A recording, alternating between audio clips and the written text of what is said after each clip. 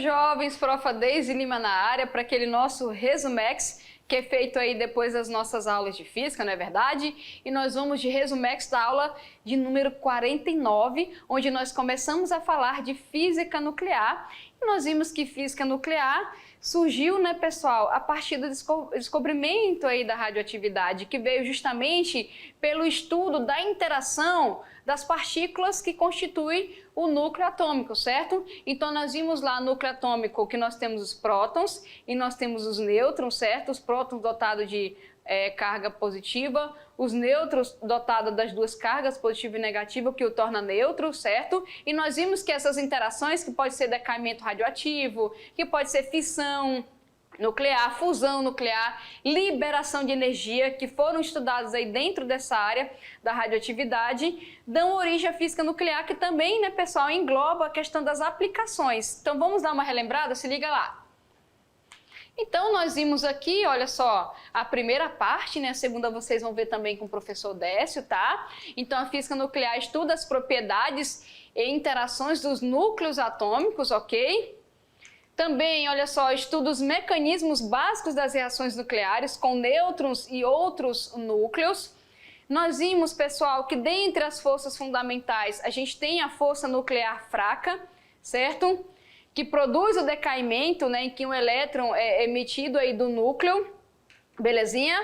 E também vimos que existe a força nuclear forte, né, que é responsável por manter as partículas do núcleo unidas, mesmo que tenham cargas elétricas iguais. Bom, e nós vimos, pessoal, que dependendo, na verdade, desse núcleo aí, se ele for um núcleo muito grande, o que vai acontecer? Essa ligação, ela acaba aí ficando fraca, né? Ele vai se desintegrando, certo? E nessa integração ela vai emitir radiação, que pode ser alfa, pode ser beta ou pode ser gama. Quando o núcleo, nós vimos que ele é instável, como o de urânio, lá com 92, ele vai emitir isso em forma de radiação até se tornar estável, né, que é o chumbo lá com 82, certo? Então é uma forma de radiação espontânea.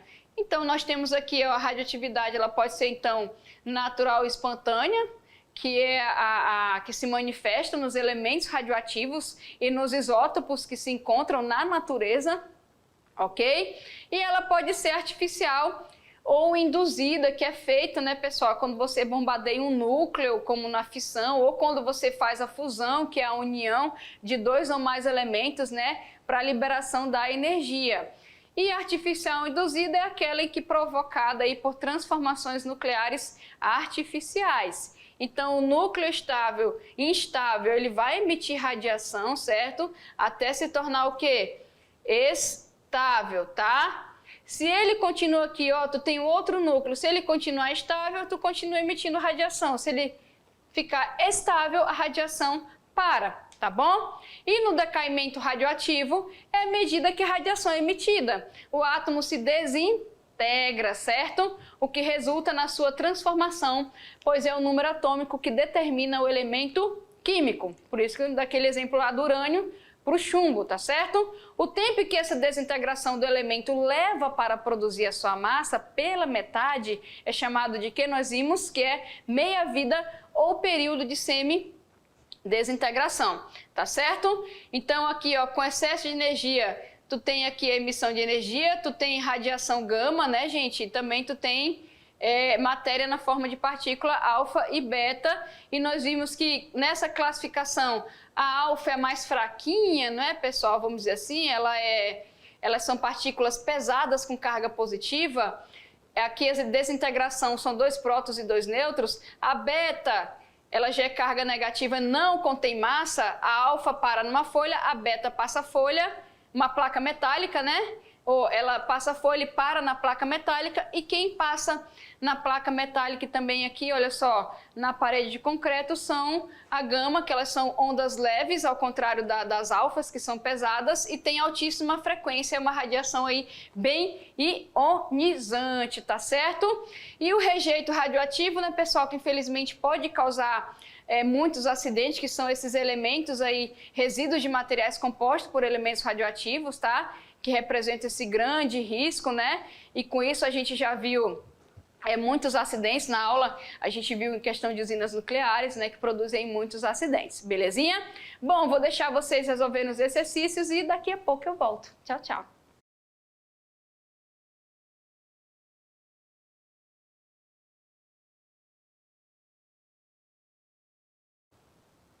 Voltamos, jovens, para o quê? Tirar as dúvidas dos exercícios da nossa aula, certo? De Física Nuclear, parte 1, onde falamos de radioatividade, certo? Falamos aí dos elementos, né, pessoal, do núcleo e dos fenômenos também que são relacionados. Então, vamos lá tirar as dúvidas das questões?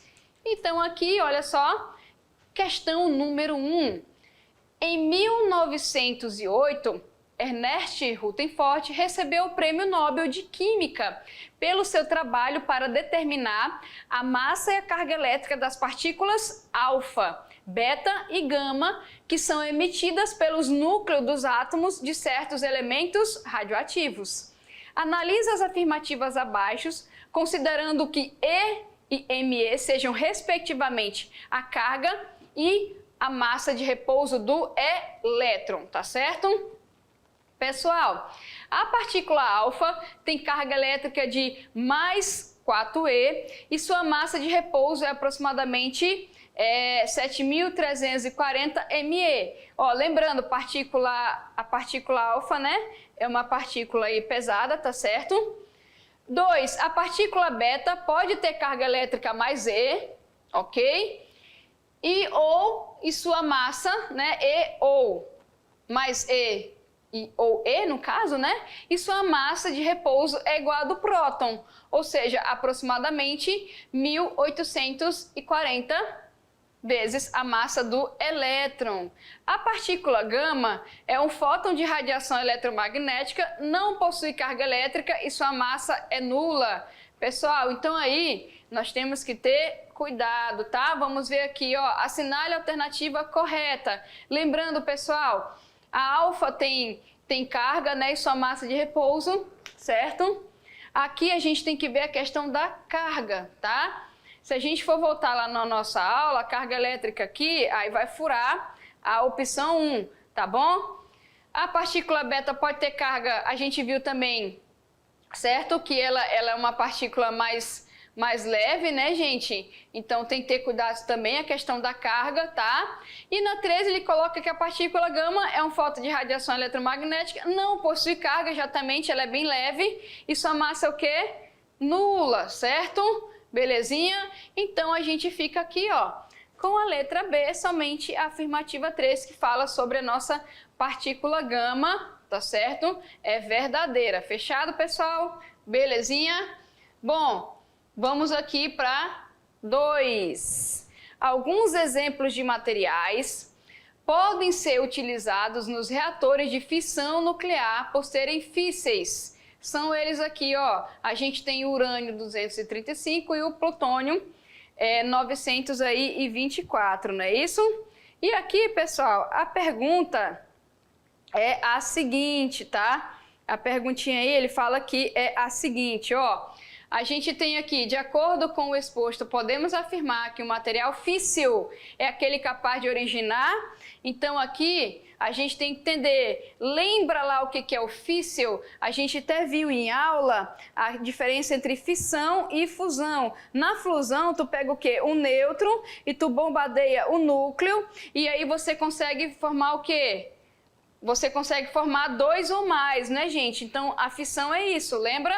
A fusão, tu pega 2 elementos, tu funde, certo? Você vai conseguir formar uma outra coisa para liberação de energia. Na fissão, tu tem um nêutronzinho lá, tu vai bombardear aqui o teu núcleo e tu vai conseguir fazer com que ele se divida, certo? Que ele produza, né, gente? Origine, no caso aí, 2 ou mais. Então, vamos ver aqui. Ele fala, onde tem, então, um núcleo, tu tira. Porque se tu faz a fissão, é justamente para que ocorra essa originação de mais, para mais liberação de energia. Então, quando tem um único, tu tira. Tchau. Único também. 2 ou mais maiores, a gente viu em aula, né, gente, que na verdade ele vai formar aqui, ó, menores, tá certo? Aqui já é outra coisa, na fusão a gente tá falando de fissão, não é isso? Então, 2 ou mais maiores você tira, um único também você tira aqui. E a gente tem aqui, ó, na letra A, 2 ou mais núcleos atômicos menores. E é por isso que a fusão, ela é mais em questão de liberação de energia, ela é mais o que? Poderosa do que a fissão. Aqui a gente está falando da fissão, e como a fissão tu forma 2 ou mais menores para a liberação da energia, a fusão, de certa forma, acaba se tornando, né, gente, mais poderosa que a fusão. A fissão é utilizada em algumas, né, utilizada nas usinas aí nucleares e tem que ser bem controlada, né? Porque a gente vê que quando não controla tem acidentes, ok?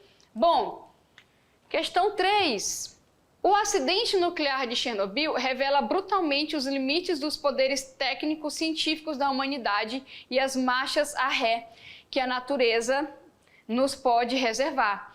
É evidente que uma gestão mais coletiva se impõe para orientar as ciências e as técnicas em direção a finalidades mais humanas, né? Então aqui, olha só, é uma revista, né, gente? Um jornal aqui, certo? As três ecologias, tá? De São Paulo, aí, publicado aqui em 1995, que foi um texto adaptado para a nossa questão, tá bom? O texto, pessoal, trata do aparato técnico científico e suas consequências para a humanidade, propondo que esse desenvolvimento, vamos ver aqui, defina seus projetos a partir dos interesses coletivos, guie-se por interesses econômicos prescritos pela lógica do mercado, priorize a evolução da tecnologia se aprimorando na natureza, promova a separação entre a natureza e a sociedade tecnológica, tenha gestão própria, com o objetivo de melhor apropriação da natureza. Pessoal, vamos ver aqui, ó. Ele fala aqui que o acidente nuclear, ele vai revelar o quê? Os limites, né? Os limites, até onde pode ir o poder técnico-científico da humanidade, certo? E se você mexer com isso, o que a natureza pode te reservar? Então, olha só o que ele coloca aqui. Vou até colocar aqui de marca-texto, ó. Deixa eu pegar aqui o marca-texto. Ó, pessoal, então, ó, é evidente que uma gestão mais o que? Coletiva se impõe para orientar as ciências e as técnicas em direção a finalidades mais o que? Humanas. Então, a palavra aqui é o que? Coletiva, né? E mais humanas, tá? Então, aqui também é uma questão bem de interpretação. Logo, aqui ele fala o seguinte: a gente trata do aparato técnico-científico e suas consequências, né, para a humanidade. Propõe o quê, pessoal? Justamente, né? Define o quê? Que seus projetos, a partir dos interesses coletivos, uma gestão mais coletiva e humana, não é isso que é colocado lá no texto? Se a gente for ver aqui, olha lá, ó, certo? Então, aqui a gente fica o quê? É algo que envolve física, envolve a questão, né, da problematização dos acidentes aí, né, pessoal, nucleares, e a gente então fica com a letra A, defina os seus projetos a partir de interesses coletivos, tá certo? Belezinha? Vamos ver essa daqui? Olha só, parece uma figura que a gente viu na aula, né? Então vamos ver aqui. A imagem a seguir traz uma representação do poder de penetração das radiações alfa, beta e gama. Nós vimos que a alfa, né, gente, é a mais fraquinha perto das outras, não foi isso? Então tá aqui a alfa, ó, uma folha de papel consegue barrar a radiação alfa. A beta, né, gente, passa pelo papel, ó, e fica aqui na mão da pessoa, tá? A gente tem aqui gama, né, gente? Olha o que a gama faz aqui, ó, passando pela mão da pessoa, pela água, pelo concreto, né? Sai da frente aí que a radiação gama passa tudo que tiver na frente dela aí, né? E tem aqui o nêutron emitido também, né, gente? Sobre essas radiações, marque a alternativa correta. Sempre que o núcleo de um átomo emite radiação beta, um novo nêutron é formado no interior desse núcleo.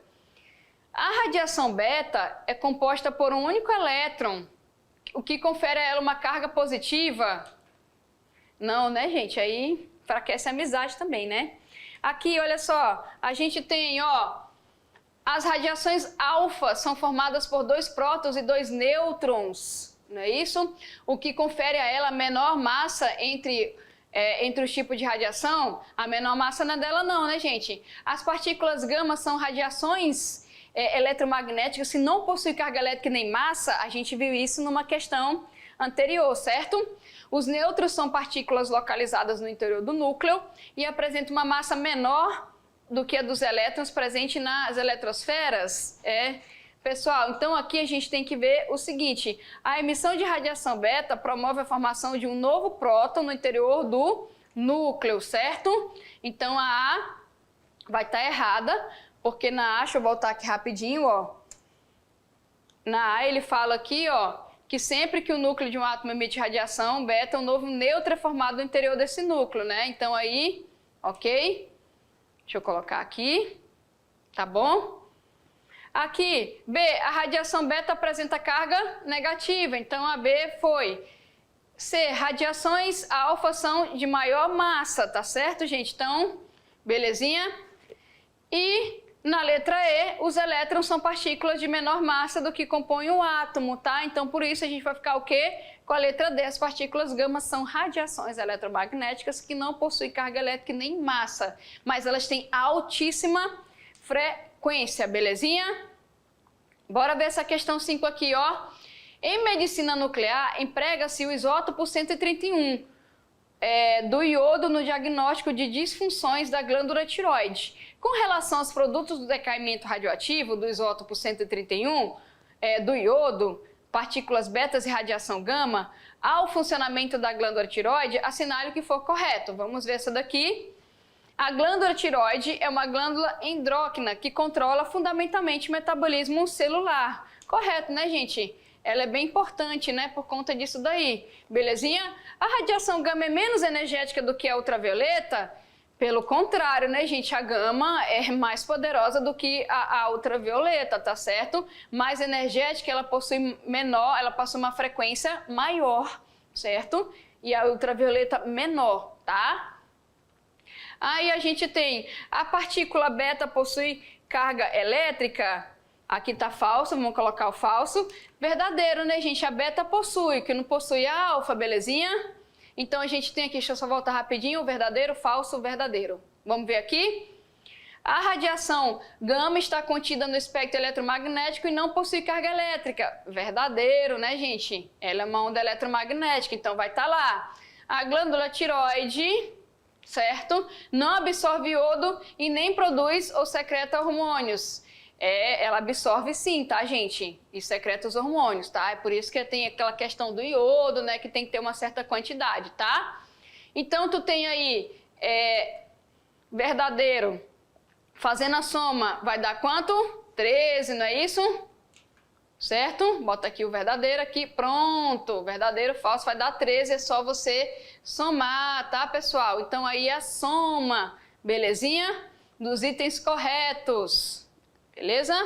8 mais 4 de lá, 12 mais 1, 13, fechado? E pra gente fechar aqui nossa questãozinha Enem, e fala assim, a bomba reduz nêutrons e neutrinos e abana-se com o leque da reação em cadeia, tá? É uma poesia aí, tá certo? Nesse fragmento de poema, o autor refere-se à bomba atômica de urânio. Essa reação é dita em cadeia porque a gente tem aqui, ó, fissão do urânio, que ocorre a liberação de grande quantidade de calor, fissão do urânio, que ocorre a liberação de energia que vai desintegrando o isótopo e enriquecendo mais urânio. Vamos ver o que temos mais aqui. A gente tem, olha só, fissão do urânio, que ocorre uma liberação de nêutrons que bombardeiam outros núcleos. Fusão, aqui já vai para a fusão do urânio, 235 com 238 para a formação do neutrino, que bombardeará outros núcleos radioativos. E fusão do urânio 235 com 238 ocorre a formação de outros elementos radioativos mais pesados, que desencadeiam novos processos de fissão. E nós temos, pessoal, que entender que durante a fissão, que é diferente da fusão, durante a fissão, a divisão de um núcleo a partir de um nêutron produz novos elementos e novos nêutrons, não é isso? Esses novos nêutrons formados são capazes de bombardear outros núcleos e assim sucessivamente. Então, na fissão, se tu quer a reação em cadeia, tu vai ter que pegar alguma coisa que divida um núcleo, certo? a partir de um nêutron, produzindo novos elementos e mais nêutron para continuar bombardeando esse núcleo, né? Assim, tu pega o nêutron, bombardeia o núcleo, que ele se divide em núcleos menores, aí vai continuar sendo bombardeado, certo?